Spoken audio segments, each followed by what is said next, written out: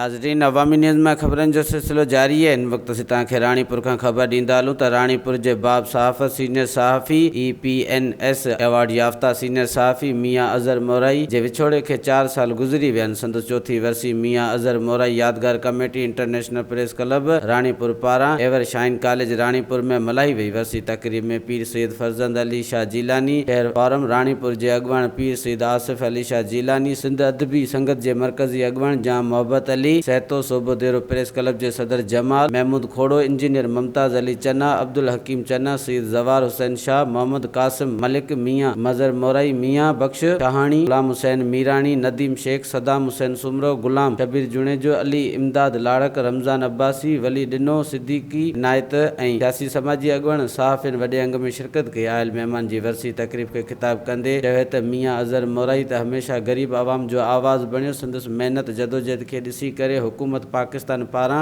EPNS award सां नवाज़ियो वियो। मियां Azhar mori हिन दौर में सहाफ़त कई जंहिं दौर में सहाफ़त करणु न सिर्फ़ु ॾुखियो पर सहाफ़त करणु ॾोह सम्झियो वेंदो हो। संदसि चौथी वरसी ते खेसि ख़राज तहसीन पेश करियूं था। आख़िर में सूफ़ी फ़नकारनि सूफ़ियाना कलाम पेश करे भरपूर भेटा पेश कई। वधीक ख़बरनि ऐं तफ़सील जे लाइ विज़िट कयो असांजी वेबसाइट awami news hd.com ऐं ॾिसंदा रहो अवामी न्यूज़ HD।